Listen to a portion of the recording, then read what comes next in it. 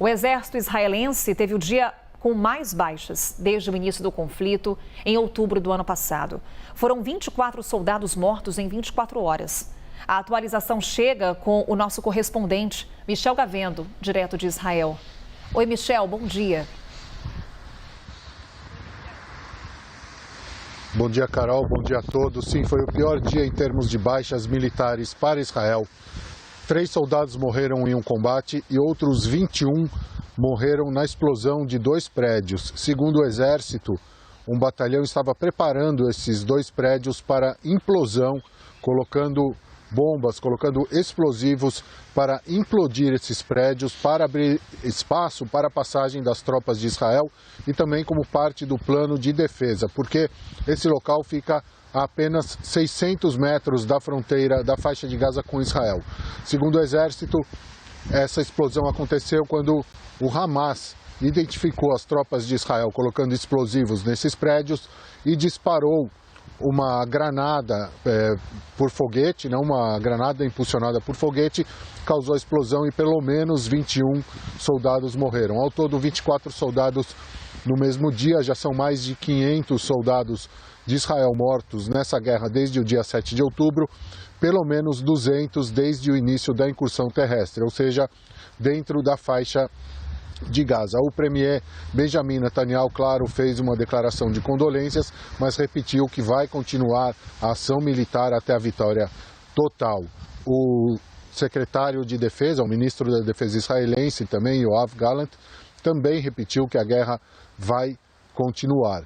Israel faz essa incursão agora, onde aconteceu esse incidente de 21 soldados mortos, na cidade de Khan Yunis, que Israel chama de a capital do terror, no sul da faixa de Gaza, porque, segundo os militares, lá estão escondidos os principais líderes do Hamas que continuam na faixa de Gaza, e também lá, segundo o Exército, foram encontrados quilômetros de túneis subterrâneos, inclusive um onde estariam parte dos reféns, dos 130 reféns que ainda estão no cativeiro na faixa de Gaza. Segundo o Exército, foram encontrados também fábricas de armas, campos de treinamento e muita munição do Hamas.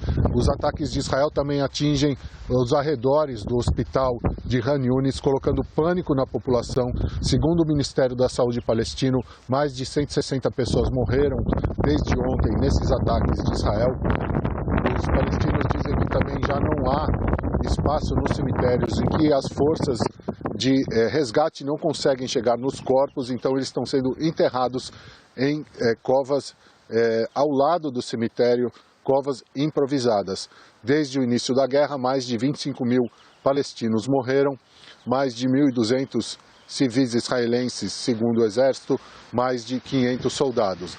Então, hoje também continuam as ações de Israel em Khan Yunis. Segundo o governo israelense, a guerra só vai parar quando o Hamas for destruído e quando os reféns forem libertados. Carol. Obrigada, Michel. Seguimos nesse assunto com o Américo Martins, trazendo para a gente a leitura do que está acontecendo nesse momento. Você tem baixas dentro do exército israelense e você ainda tem cidadãos israelenses em poder do grupo Hamas. Trouxemos uma informação aqui na CNN de que há uma proposta na mesa no momento, que é o Hamas deixar a faixa de Gaza em troca de uma trégua nesse conflito e a libertação de todos os reféns. Quais são as chances desse acordo ir para frente, Américo? Muito difícil esse acordo progredir, Carol. Foi um acordo que a CNN conseguiu apurar com as suas fontes, que o governo israelense pediria a saída desses líderes do Hamas da faixa de Gaza, lembrando que existem líderes do Hamas que vivem no Catar e outros no Líbano. Um deles no Líbano foi morto por um bombardeio israelense durante esta guerra, o que provocou ali, inclusive, muitas críticas do Hezbollah, que é aliado do Hamas e opera ali no sul do Líbano. E a proposta israelense seria a retirada desses líderes do Hamas que estão na faixa de Gaza para tentar também diminuir a capacidade militar do Hamas. Sem a liderança, Israel imagina que conseguiria quebrar um pouco o espírito ali de luta desses combatentes do Hamas. Obviamente, Israel também exige a libertação desses cerca de 130 reféns israelenses e de outras nacionalidades que estão na mão do Hamas, num evidente crime de guerra. É muito difícil que isso progrida, por quê? Em primeiro lugar, Israel tem tido muita dificuldade para conseguir chegar a esses líderes do Hamas dentro da faixa de Gaza.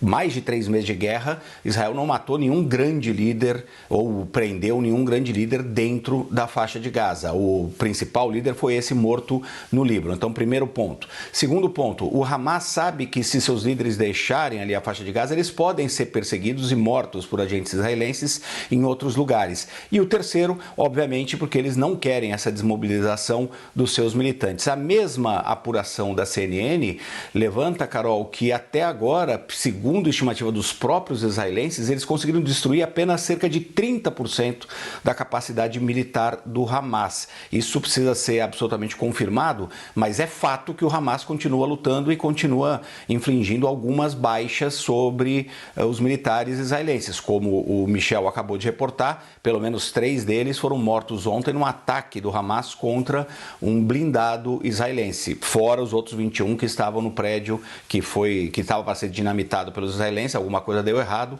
o prédio desabou, matou 21 soldados. Essas mortes dos soldados, Carol, também aumentam a pressão sobre o Benjamin Netanyahu, o primeiro-ministro israelense.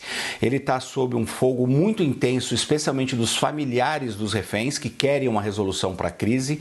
Esses familiares, inclusive, invadiram o parlamento israelense ontem, tumultuaram uma sessão do Comitê de Finanças do parlamento, fazem manifestações quase diárias na frente do gabinete do primeiro-ministro Benjamin Netanyahu e, obviamente, ainda vai ter que ser aberta uma investigação dentro de Israel para saber a real responsabilidade do governo israelense pelos ataques iniciais do Hamas lá no início de outubro, porque foi uma falha de segurança e de inteligência muito grande. Certamente o Benjamin Netanyahu vai pagar um preço político alto por isso. E neste momento tem essa pressão interna aumentando, obviamente, o número de soldados muito alto morrendo dentro da faixa de Gaza, como o Michel também acabou de relatar, e no momento em que o primeiro-ministro também enfrenta uma pressão internacional para conter a guerra e começar a discutir a criação de um Estado palestino, que ele é contra. Então, o Benjamin Netanyahu aí sob forte pressão, mas contando muito e crucialmente